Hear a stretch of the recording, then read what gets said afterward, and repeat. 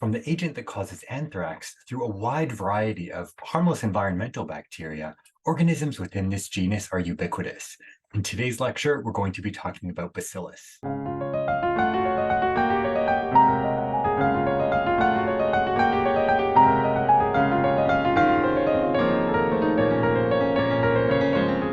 Bacillus species vary widely in their impact on human and veterinary health. From Bacillus anthracis, which is biocontainment level 3, Bacillus cereus, biocontainment level 2 in the cause of food poisoning and some opportunistic infections, to environmental organisms like Bacillus subtilis. As a genus, these are large, spore-forming gram-positive rods. As you can see up in the cartoon here, we've got these nice little pink spores. They're aerobic or facultatively anaerobic. And on agar, they tend to form really large, irregular colonies.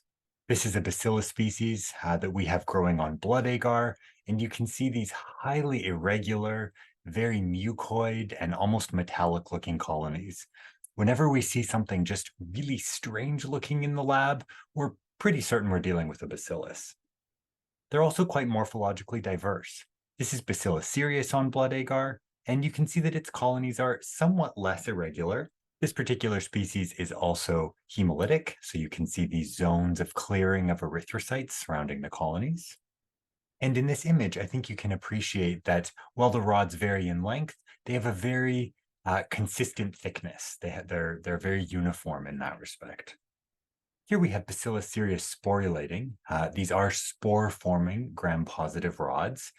On the left, you can see a slide prepared using Dorner's spore stain, and the spores appear as these sort of white to red or pink structures within the cells. This is a fairly old slide, and so the color may be somewhat degraded, but I think that the spores do stand out quite nicely compared to the background. And then on the right here, we have a gram stain with sporulating structures. So all of these large sort of egg-shaped structures within the bacteria and sort of bursting free from the bacteria are spores. I think you can appreciate that they can be quite difficult to see when not surrounded by the vegetative cell. We saw a couple of slides ago that Bacillus cereus is hemolytic. Non-hemolytic Bacillus is a indicator that we may be dealing with Bacillus anthracis. And this is absolutely not a picture from my lab. This organism is biocontainment level 3, and working with it requires a higher containment level facility. Bacillus anthracis on pure culture has a characteristic morphology that's described as having this Medusa head-like appearance on gram stain. So you can see these long chains of gram-positive rods, which are perhaps similar to the snakes on Medusa's head. Here you can see a sculpture from actually a Roman-era cistern in Istanbul of Medusa and some of the snakes here, maybe looking a little bit like Bacillus anthracis. Bacillus species are ubiquitous. They are found all over the environment. They're in water, they're in soil, they are anywhere and everywhere. And those spores that they produce are highly, highly resistant. They can survive in very dry environments, hot. They're also resistant to radiation and disinfectants. So they will stick around for a very, very long time. This was a box of Bacillus subtilis culture that was found in a colleague's laboratory upon retirement. And what was really interesting is that this spore suspension was supposed to have expired in 1982. And in 2016, when we found this, we plated it out of curiosity. And as it turns out, it was definitely still alive. So surviving for decades and decades and decades. There's 105 species of Bacillus, and we can broadly differentiate them based on their hemolysis patterns. So Bacillus anthracis being a very important non-hemolytic species, and then also based on their susceptibility to penicillin. So wild-type Bacillus anthracis are penicillin susceptible, while other Bacillus tend to be penicillin resistant. We can differentiate Bacillus cereus and thuringiensis from other Bacillus species based on their motility. So cereus and thuringiensis are motile, while others are not.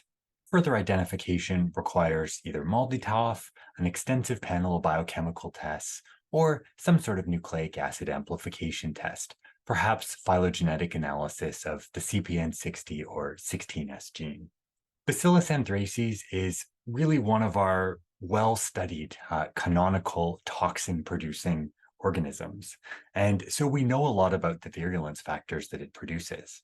Bacillus anthracis are encapsulated, or virulent strains are encapsulated, and the genes responsible for this capsule production are found on the XO2 plasmid.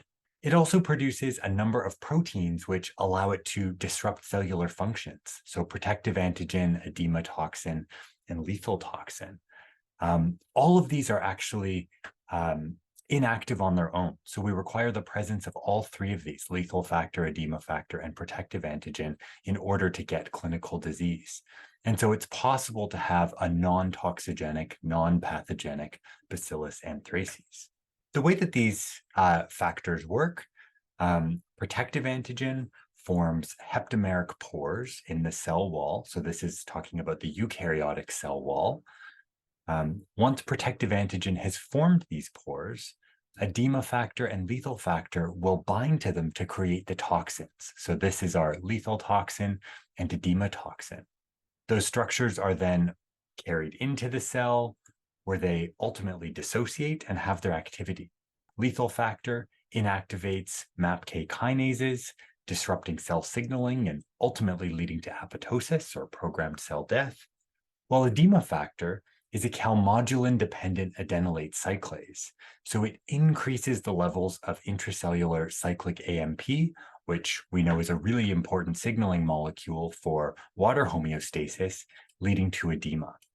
And between these two, we see the pathological changes associated with clinical anthrax. Bacillus cereus also has recognized virulence factors that are responsible for gastroenteritis, particularly in people.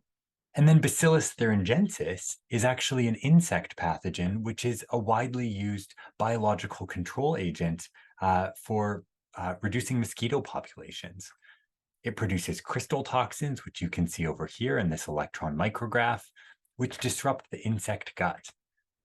When organisms digest these crystals, they liberate the toxin, and it causes death of the mosquito larvae. And then Bacillus subtilis is largely non-pathogenic, and we don't have recognized virulence factors in this species. With respect to the diseases that we see, clinical manifestations of Bacillus anthracis are known as anthrax. In cattle and sheep, this tends to present as sepsis or rapid death. In horses, we see sepsis and colitis. And in people, there's a variety of syndromes, from cutaneous manifestations to systemic disease. Bacillus cereus causes gastroenteritis in people. Bacillus licheniformis and subtilis both cause abortion and mastitis in our ruminant species. And then finally, Paenibacillus larvae causes American foul brood disease in honeybees, which is an important emerging pathogen in pollinators. We're going to start our discussion with anthrax. We see a really interesting distribution of susceptibility among different animal hosts. So our ruminants, like cattle, sheep, and goats, tend to be the most susceptible. Horses and humans have an intermediate susceptibility, while we see a very low level of susceptibility for pigs, birds, and carnivores.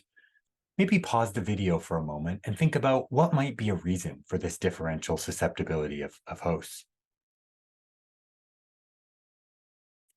I think a pretty reasonable explanation would be that carnivores or omnivores are potentially consuming dead animals that they find in the environment. They're scavenging corpses. And so they're going to be more likely to be exposed to a higher burden of Bacillus anthracis organisms. And that would be a really maladaptive strategy for getting nutrition if they were highly susceptible to these pathogens. So carnivores need to be less susceptible in order to survive. In our ruminant species, we see disease when animals ingest endospores, and there tends to be a weather-associated pattern to the disease. So it's oftentimes when we have a drought followed by heavy rainfall.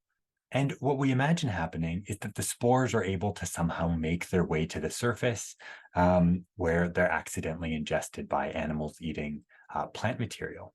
Oftentimes we see per acute disease, you may actually only find dead animals. Sudden death is a common manifestation of anthrax in ruminants. So you may only find dead animals not displaying any clinical signs. Incomplete rigor mortis and splenomegaly are really important pathological changes that can be identified, as well as failure to clot.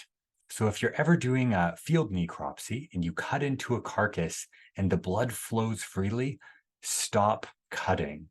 On exposure to oxygen, Bacillus anthracis will sporulate, and those spores are extremely, extremely resistant. So you've now just contaminated the area with spores that are going to be there and able to cause infections even decades into the future. If you suspect anthrax, do not perform a necropsy. Leave the animal intact. And in Canada, you need to call the Canadian Food Inspection Agency, and they can direct you what to do. Here we have an image of a cow which was opened up, and I think you can see this massively enlarged spleen, as well as some serosal hemorrhaging. This is a pretty classical finding of Bacillus anthracis in a cow, and if you see this, stop cutting immediately and call the CFIA. In horses, anthrax typically presents as an acute intestinal disease, so colic, diarrhea, and then fever and depression. We can also see localized lesions in horses, so cutaneous disease, which is sort of similar to what's seen in people. And this is thought to be secondary to insect transmission. So perhaps flies are feeding on a carcass contaminated with Bacillus anthracis and mechanically vector the organism to the horse. In animals you find still alive, you may see a dependent edema. So remember, we have that edema toxin, and it tends to be in areas lower on the body. So remember, gravity pulls water down. So we're going to see this dependent edema on the thorax, abdomen, the prepuce, and the mammary gland. Following these more localized infections or intestinal disease, we'll have fatal septicemia, which will ultimately kill the animal. In 2006, there was a pretty big outbreak of anthrax here in the province of Saskatchewan. A total of 804 cases were recognized between June and September of that year. And this gave us a really valuable opportunity to characterize both the clinical signs of affected animals and the postmortem changes that were most commonly observed in our region. So in this manuscript, the clinical signs were described, looking at bovine, bison, and equine cases. You'll note that the number of cows was much higher than either bison or horses. So in cattle, this perhaps more reliably reflects the spectrum of clinical signs that you may encounter. In those cattle that were seen with clinical anthrax antemortem, depression, subcutaneous edema, and skin lesions were most common. None of these were really pathognomonic. So skin lesions occurred in approximately 50% of cattle, certainly not a hallmark lesion, nothing you can really hang your hat on and say, yes, this animal absolutely has anthrax. The signs are, unfortunately, somewhat nonspecific. Postmortem changes were also seen. So here you can see the numbers are quite a bit higher, 162 cows, 27 bison, and 5 horses. Among cattle, bloody fluid coming from the body cavity was very frequently seen, so almost 90% of cases, as was failure to clot. So these are really hallmark signs that you need to be aware of. Less frequently, but still observed in a majority of animals, darkened blood and the absence of rigor mortis. In bison, we saw similar postmortem changes, so bloody fluid, absence of rigor mortis, and over-rapid putrefaction of the corpse in greater than 50% of the animals. And then 90 to 95% had failure to clot or darkened blood. So these are the things that should really alert you to the possibility of anthrax being present. Blood flowing freely, failure to clot, darkened blood, and blood exuding from cavities such as the nose.